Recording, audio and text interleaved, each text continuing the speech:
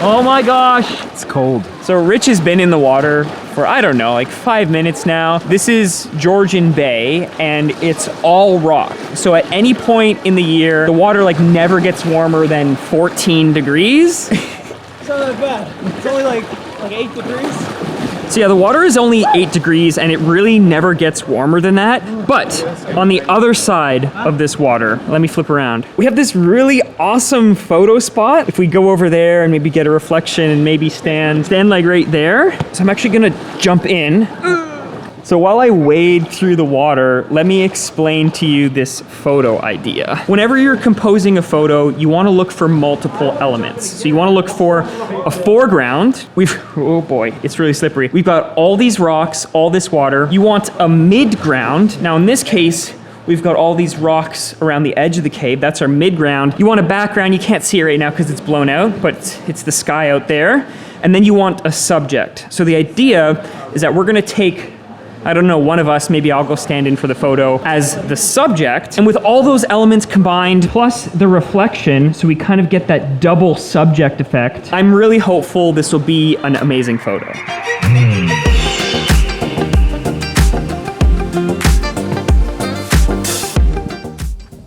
Here we go. So we're doing something a little bit different today. It's a 15-minute editing challenge. Stefano has 1 minute to make any adjustments he wants inside of Lightroom. Then he has to hand it off to me. I have 1 minute to make any adjustments I want, and we go back and forth until 15 minutes are up. That's all the time we have. You can't undo anyone's edits, but if you want, you can touch anything that hasn't already been edited. So the reason Stefano's here is because he took this photo, so he gets the honors of going first. Oh my gosh, turn that down. Go. Can I start with any adjustment? Any adjustment I want. Any adjustment you want. Okay. It should also make sense too. Like how you would edit. I just don't want you to take the edit that I want to do. But you know what, we'll start it like how we edit a photo, how we're supposed to. Dial in the exposure here. Yeah, just drop it a little bit. How do you know what the right exposure is? I don't know. That's it? I'm looking under the highlights and the shadows because I want to bring more detail. And I'm actually gonna hold Option. Option tells me when things are clipping. So if I drag the whites up, oh yeah, that's way too much.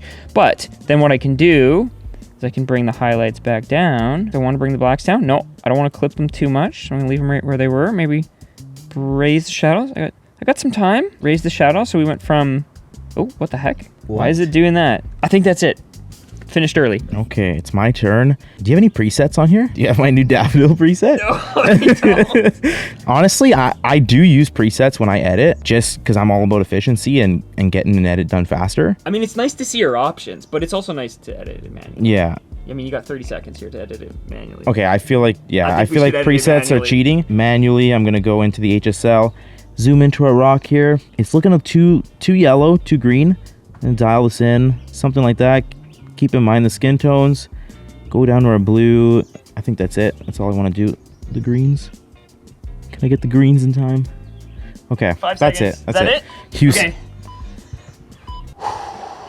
I'm gonna actually jump to masking. Linear gradient. I'm gonna darken the foreground just a little bit. I'm gonna try doing a brush. I'm actually gonna drop the flow so it's not too harsh. Raise the feather. It's hard to see.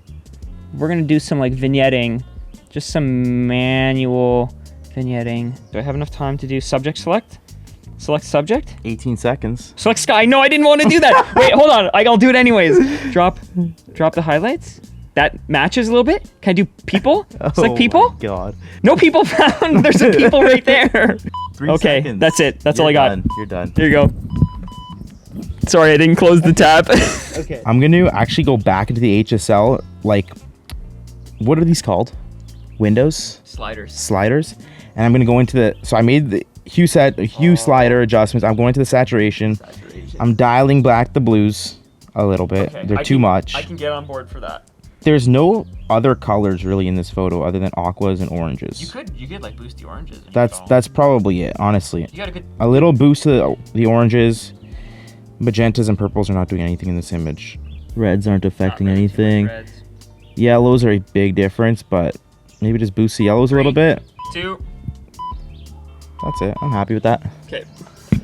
I'm gonna go into luminance. I think maybe the yellows here are a little bit too bright, but it can be risky because if you go too far, then you get this weird banding effect. So I think I'm just gonna literally just drop it like 2. The other one would be I want more like perceived color in the sky. So if I drop the blues, it gives the effect of it looking more saturated. I can also grab this little tab, which is handy because then I can go like that, and you can see it also affects the aquas. But other than that, that's it. I'm done. Done early. That's it. Bringing back the saturation and the blues that I took out. We're diving right into the color grading tab, and we're starting all the good ones. We're going into the shadows wheel here, and I have to boost the blues up in the shadows. Then we'll go into skip the midtones, go into our highlights wheel, and just boost the oranges. I think the blues might be a little too much. Let's dial it back. Let's just see what the midtones are doing. Ooh, it takes away the blue that you put in. Just adding a little bit of orange into the midtones. I think that's it. That's it. That's looking good. All right, I'm gonna do things out of order here. I'm going to the blue tone curve, and I'm actually going to, I wanna get some yellow, more yellow in this. So this is my way of getting back at you a little bit. I tend to do a thing, oh, that's way too much. Oh gosh, imagine, undo that. I'm just gonna raise the input point on the shadows there just to give like a little bit of blue in the shadows. So what I'm doing is bringing the blues back to the sky, but then some yellows there. How much time do I have left? Red, I'm touching 11 red. seconds. Oh, a little bit of red. And then a little bit more bluey teal. I'm ruining it, aren't I? I don't know. That's it. That's all I got. I'm not the biggest fan of the red, but Tone curves. I'll let it slide. We have the calibration tab left. That's We it. didn't touch the main tone curve, like the actual Oh, contrast okay. tone. I'm gonna do the main thing I do like in every photo is a nice little S curve, but I'm gonna drop the white point, hit it with a little S curve here, raise the black point up a little bit, get that faded look, not too much. And then I'm just gonna make sure that we're not overdoing the contrast here. So that's it. That's it. Oh, what's even left? You have the calibration. You know, we didn't touch texture and clarity. So I'm gonna go in, I really need to zoom in for this. I'm actually gonna zoom into 200% so you can see what's going on. Clarity, like, it's pulling out some of the definition there. Texture will probably pull out some of the details down here. So if I drop it, you can see kind of like by my foot there. I want a little bit more of that rocky texture. Just a little bit, not too much. Dehaze. Sometimes I like, you know, a little bit of negative dehaze. That's usually what I add. You know, if you go crazy, it's like, whoa, it's too much. So -8, that's it. I'm done early. That's it. I think, honestly, all we have left is the calibration. I'm going to do the adjust the blue primaries, like the hue slider. Just gives you like that orange and teal look in just that one slider with adjusting that. Okay, I'm gonna make this adjustment, but I don't want to affect the skin tone, so I'm just gonna do a very minor, probably something like that. A little bit more. Play with the green one. Usually I don't add the green or the red one. Maybe the red one, just a little bit in the negatives to take away from some of the reds you put in. Skin tones are looking good. That's it. That's it? That's it. Okay. I'm actually gonna jump up to sharpening. So sharpening is one that you don't always need, but I'm going to show you how it works. I start with masking, and I'm just going to drag the masking to see what the sharpening is actually affecting. So if I go all the way, you see it finds just the smallest edges of the details. If I go back, it sharpens everything. So I kind of want something in between. Again, this is going to totally depend on your photo, probably around 64, and then I'm just going to manually like boost that. Like I could go crazy. It sharpens like those little textural details and doesn't look good. So again, 50 is exactly where I'm gonna leave it. So you've already added masks, but I can add more without removing yours. Yes. Okay, so I'm gonna add a mask just to bring out some of that definition, I guess, in the reflection water, I guess you call it, the little puddle. Right. Add a little bit of clarity, I'm thinking, and then up the exposure. Not too much. Am I getting that middle? Yeah, I'm thinking like that. Go up to the exposure here and just do that a tiny bit. I don't want to make it look fake. Okay, that's that. Masking done for me. You did tone curves? You didn't touch blending. You didn't touch global. Technically I could go into global. It's like the hidden secret. Oh, I've touched it, so it's mine now. You wanted to do it. I could go ultra blue. No, not the blues. I am gonna go just a tad. Just a tad. Oh, here we go. There's a little toggle right there. I could totally ruin this edit. Look, if you want to make the orange, yellowish adjustment, I'm fine with that. As long as it's not blue. See, this is the power of color grading. One little tweak, and you can change the whole photo. Anything you want to change. Any There's masking. nothing left. Any, you know what the craziest thing is? You want to here? pop the subject. You want to add a subject. No, I think it's perfect the way it is. You know what's crazy though? We have not touched the temperature slider this entire edit, which is crazy because that's like the most crucial slider. Change the whole edit right Let me just attempt it, but I honestly don't think I'm gonna do much with it. Just drag it to the extreme. Like, what do we get?